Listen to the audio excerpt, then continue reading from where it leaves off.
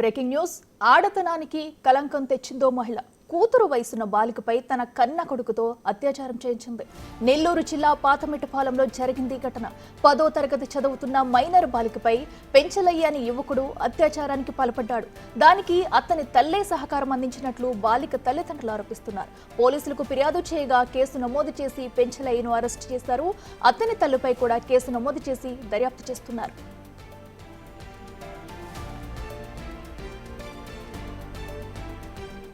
పద్మమ్మ కోతపాలంతోనే ఇది జరిగింది.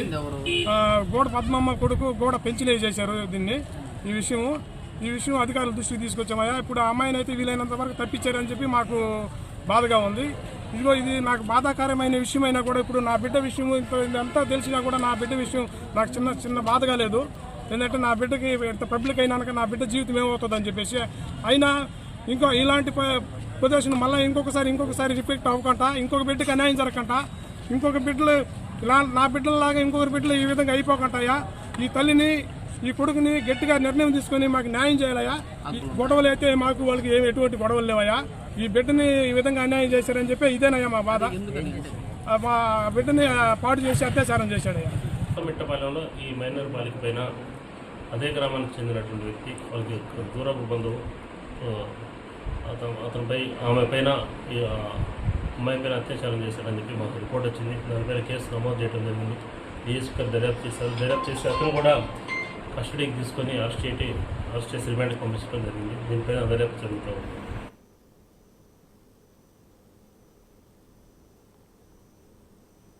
ఇదే అంశానికి సంబంధించి మరింత సమాచారం మా ప్రతినిధి సురేందర్ అందిస్తారు. సురేందర్, చెప్పండి, మరి కన్న తల్లే తన కొడుకుని మైనర్ బాలికపై అత్యాచారానికి ఉసుగొల్పిన కిరాతమైన ఘటన అయితే మనం చూస్తున్నాం. అసలు దీనికి సంబంధించి డీటెయిల్స్ ఏంటి?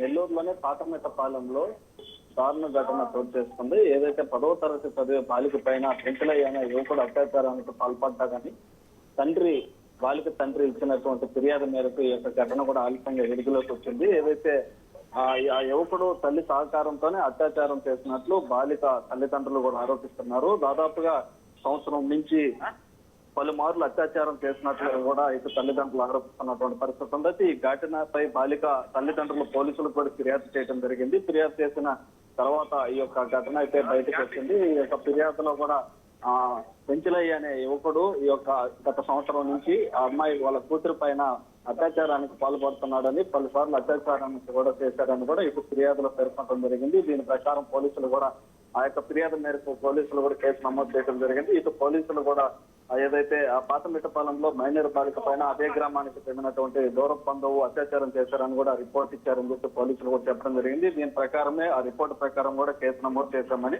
అయితే యువకుడిని కూడా కస్టడీకి తీసుకుని రిమాండ్ కు పంపించామని కూడా పోలీసులు చెప్తున్నారు. అయితే బాలిక తండ్రి ఇచ్చిన రిపోర్ట్ ప్రకారం కేసు నమోదు జరిగింది. యువకుడు తల్లి పైన కూడా కేసు నమోదు చేశామని చెప్తున్నారు. మరోపక్క తల్లి ప్రోత్సాహంతోనే కొడుకు యొక్క చేశాడని చెప్పి అత్యాచారానికి చేశాడని చెప్పి కూడా ఇటు ఆరోపిస్తున్న నేపథ్యంలో ఇటు తల్లి కొడుకు పైన కూడా ఇద్దరు పైన కేసు నమోదు చేసి ఇటు కొడుకునైతే రిమాండ్ కి పంపినట్లు కూడా పోలీసులు చెప్తున్నారు. ఏదేమైనప్పుడు కూడా ఈ యొక్క పాతమిట్టపాలెంలో జరిగినటువంటి ఘటన ఆలస్యంగా వెలుగులోకి రావడంతో అక్కడ ఉన్నటువంటి వారందరూ కూడా 10వ తరగతి చదివేటువంటి బాలిక పైన అత్యాచారానికి పాల్పడటం దారుణమైనటువంటి ఘటనని కూడా అక్కడ ఉన్నటువంటి వారు చర్చించుకుంటున్న అయితే ఇటు పోలీసులు కూడా బాలికని మరోసారి పూర్తిగా విచారించి దర్యాప్తు చేసి పూర్తి వివరాలు కూడా వెల్లడిస్తామని ఇటు పోలీసులు కూడా వెల్లడిస్తున్నారు. Right Surendra, thank you.